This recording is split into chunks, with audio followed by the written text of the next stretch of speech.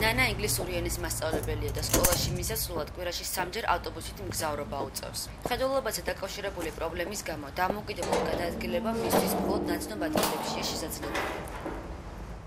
გზას სახლიდან ავტობუსის გაჩერებამდე ნანა დედასთან ერთად გადის. ძირითადად გადავადგილდები საზოგადოებრივი ტრანსპორტით, მაგალითად ეხლა მოვიდა ავტობუსი და მივდივარ. ქალაქში გადაადგილებისას პირველი პრობლემა სწორედ ავტობუსის გაჩერებაზე იჩენს თავს. საქართველოში ჯერჯერობით ძნელია გადაადგილება, იმიტომ რომ არ არის ისეთი ადაპტირებული გარემო.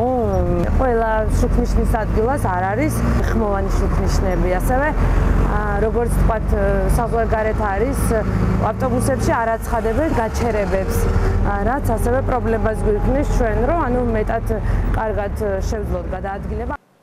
ქალაქში გადაადგილება პრობლემური მხოლოდ უსინათლოებისთვის არ არის.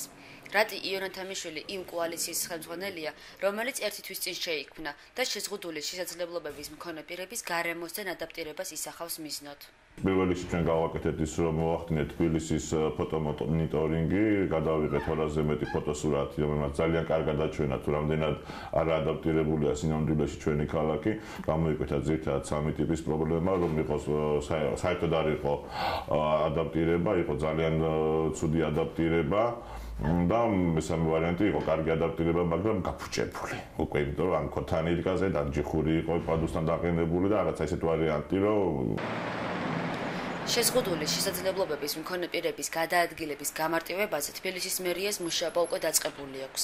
გადასასვლელებზე პანდუსები, ხიდებზე კი სპეციალური ლიფტები უნდა დამონტაჟდეს. ყველა იმ ადამიანს, უსინათლო ადამიანს, რომელსაც თან ყავს გამცირებელი, მათთვისაც დაიშვა უფასო მგზავრობა. ყველა ამ ტიპის ავტობუსი, რომელიც ადაპტირებულია შესაბამისი მოწყობილობით, რომელიც საშუალება ეკლის მოსაგებებს უავიდეს, დაეკრება სპეციალური ნიშნები, რომელთაც ან თვალსაჩინოებისთვის განსხვავებული იქნება სხვა იმ ავტობუსებისგან, რომლებიცაც არ არიან ადაპტირებული.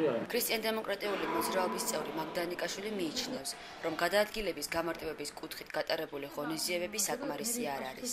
ეს არის მთავარი უწყება, რომელიც პასუხისმგებელი არის, ერთ-ერთი მთავარი უწყება, ზოგადად გარემოს ხელმისაწვდომობას. თუ დაუშვათ შეზღუდული შესაძლებლობების მქონე პირს არ აქვს საშუალება, რომ ის თავისუფლად მოძრაობდეს ამ სივრცეში და ზოგადად ჰქონდეს უფრო აქტიური ჩართვის საშუალება საზოგადოებრივ ცხოვრებაში, ხედავთ ჩვენ რომელიმე სხვა დაუშვათ სფეროში მათ ეფექტურ დახმარებაზე და ინტეგრაციაზე ვერ ვისაუბრებთ. ხელისუფლების, ოპოზიციისა და არასამთავრობო ორგანიზაციების მუშაობის მიუხედავად, დღეს ქალაქში გადაადგილების პრობლემა მაინც არსებობს. ზოგიერთ დაწესებულებაში პანდუსი საერთოდ არ არის, ზოგან კი უფუნქციოა.